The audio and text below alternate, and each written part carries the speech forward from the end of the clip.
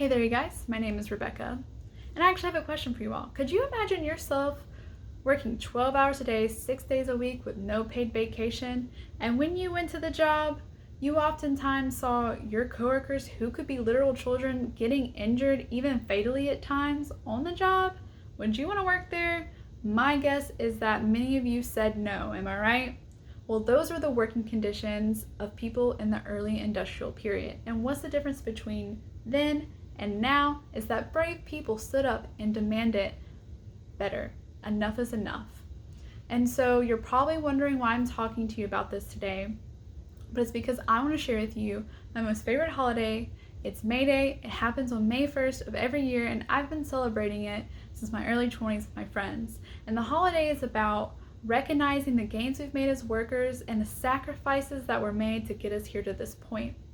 So today I'm going to talk to you a little bit about the events that led up to the first May Day, how it's recognized, and what it means to me.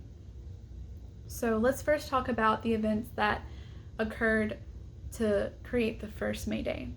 In this part, I'll be citing an article written by Eric Chase featured in the IWW website.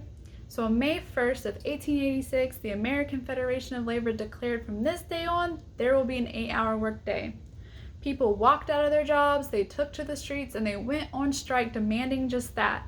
It was a nationwide ordeal, but at the heart of it was Chicago, where it was 40,000 people, and then it grew to nearly 100,000 people on the streets demanding just that.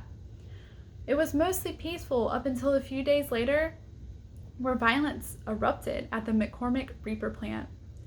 Here, a couple of strikers threw some rocks at the police, and the police responded in gunfire, killing 2 strikers. The very next day, organizers took to the Haymarket Square, where they were responding to this incident of police brutality. So, yet again, violence broke out, but this time a bomb was thrown, and when it happened, police responded yet again with gunfire, killing another 7 to 8 strikers. So what happened in the aftermath of all of this was 8 people were convicted for it, even though they were in plain sight when the bomb happened.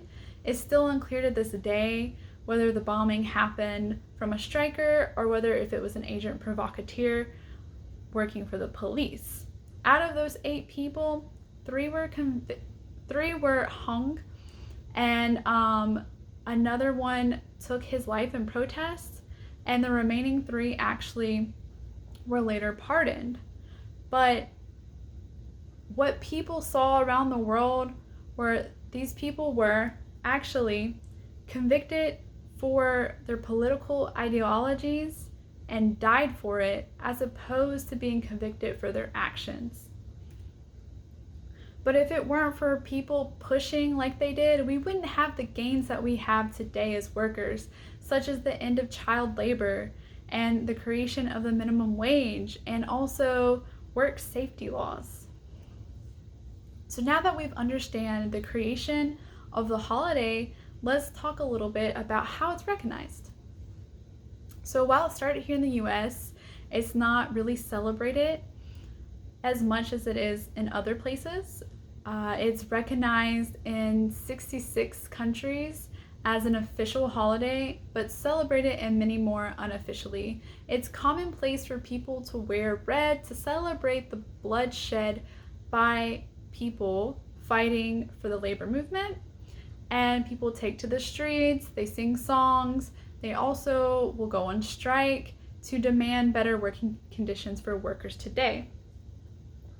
So according to the World Economic Forum, America has actually tried to erase the radical history around May Day, first by putting Labor Day in September, where most of the world recognizes it on May 1st, but also declaring May 1st as Loyalty Day in the 1950s during the Red Scare.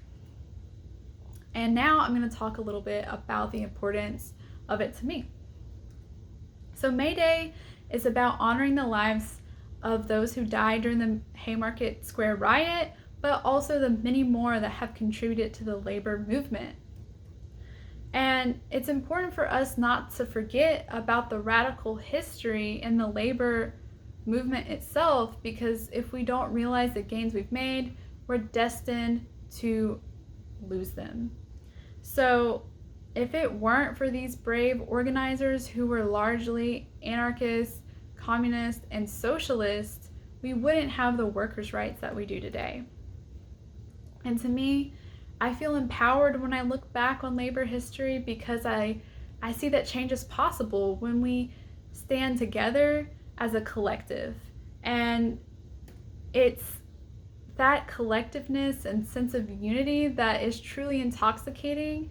It makes us focus on our commonality as people as opposed to our differences, because at the end of the day, most folks are just trying to provide for themselves and their loved ones a decent way of life. So let's review. We learned about a holiday, an international holiday called May Day, which is sometimes called International Workers' Day. We've come to understand the events that create the first May Day, how it's recognized, and a little bit about what it means to me. And I hope that my speech has inspired you to consider celebrating it next year. Can you think of one unfair work practice? Then May Day is the holiday for you. While it is also honoring the past, it's also about realizing what conditions we face today as workers and looking to the future to fight for better standards for workers. Thank you.